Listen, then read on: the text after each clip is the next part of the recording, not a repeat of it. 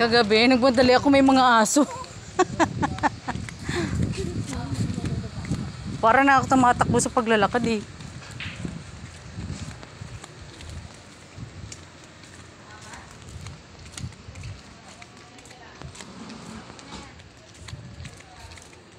Punta po kami ngayon ng dentist.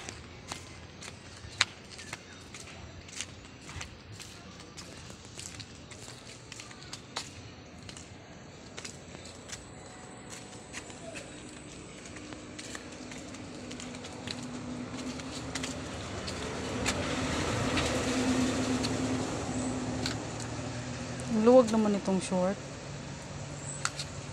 Galing to kay ano? Kilalay. Ay, hindi mo na nilaban? Hindi. Wala masuot. Ay, yung tayo si Papa.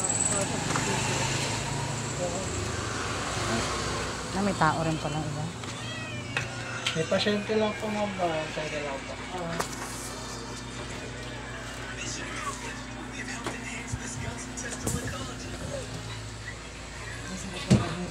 Doon titingnan sa loob yung ano mo.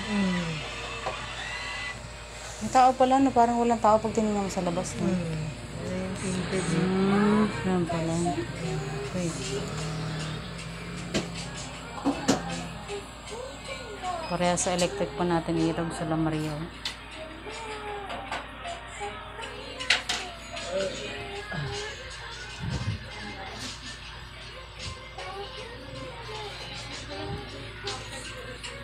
Ganyan yung pinano ko o nakangipin ko.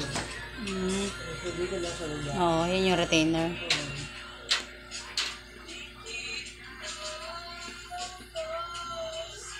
Pag magkano yung ganun tipagawa? Parang 1,000 lang yata nun. Dalawa yung pinagawa ko, green saka sa ano, parang silver. Oo. Cute siya tingnan.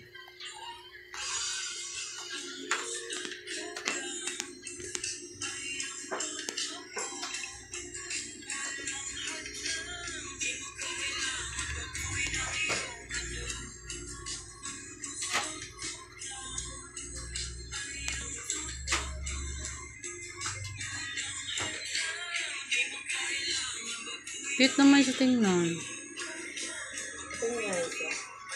Alin dito, te? Ito? Yan o. Magka.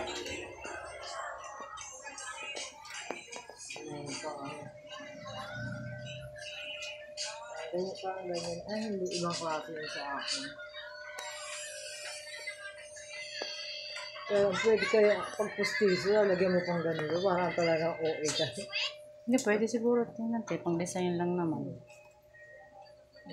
Ayun So, mga gusto magpalagay dyan retainer. Ganyan yung mga mag-i-itsura ng ngipin nyo.